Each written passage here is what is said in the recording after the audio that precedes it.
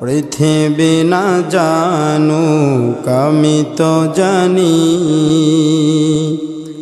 আমি কি পাপ করেছি হায়। পৃথিবী না জানুক আমি তো জানি, আমি কি পাপ করেছি হায়। আমার পাপের করলে বিচার, আমার পাপের করলে বিচার, বাঁচার আমার নাই উপায়। দয়াময় তুমি মাফ করো আমায়, মাফ করো আমায়। সকলে বলি আমিন। ভুল করলে দোয়া করব কার কাছে? নাকি দুনিয়ার মানুষের কাছে গুনাহের কথা বলে বরত্ব করব? আমি চুরি করলাম, ডাকাতি করলাম, জেনা করলাম, ডিজে পার্টির আয়োজন করলাম, পারলে তুই কেমনে ঠেকাবি ঠেকাস। এরকম মানুষ সমাজের মধ্যে আছে কি নাই? আমি গুনাহ করব আমার বাপের টাকায়, তোর কি? আছে কি নাই? কথা বলেন। আমি গান বাজাবো আমার বাপের টাকায়, তাতে তোর কি? আছে কি নাই? এই বরত্ব করা যাবে? এই বরত্ব কখনো করবেন না। বরঞ্চ ভুল হয়ে গেলে দুইটা হাত তুলে মালিককে বলবেন রব্বানা।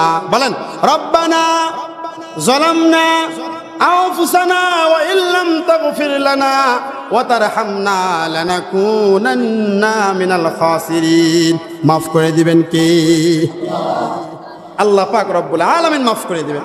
এই জন্য আমার ভাইয়েরা, আমার বন্ধুগণ, আল্লাহর শিখানো ভাষায় আমরা দোয়া করবো তো ইনশাআল্লাহ।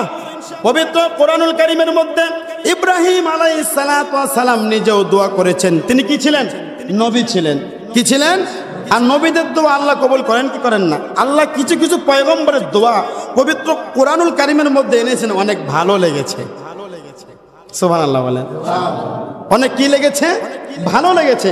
আল্লাহ পাক রব্বুল আলামিন পবিত্র কোরআনুল কারীমের মধ্যে বলেন, রব্বি জাআলনি মুকিমাস সালাতি ওয়া মিন যুররিয়্যাতি রব্বানা ওয়া তাকাব্বাল দুআ।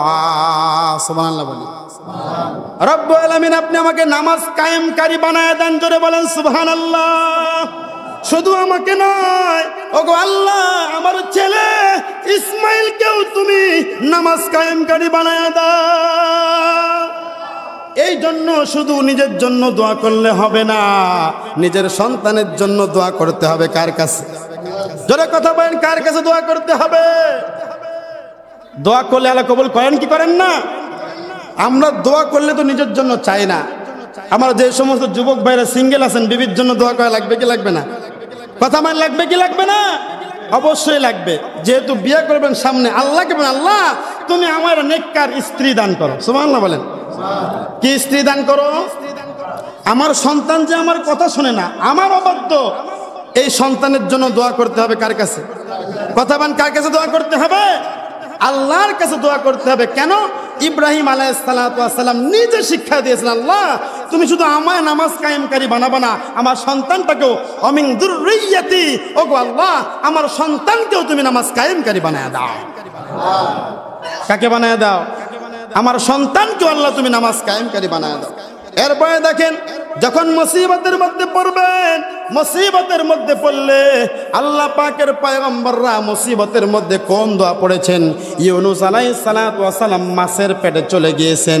মাছের পেটে যাওয়ার পরে আল্লাহর কাছে দোয়া করেছেন, লা ইলাহা ইল্লা আনতা সুবহানাকা ইন্নী কুনতু মিনাজ জালিমিন। আল্লাহু আকবার।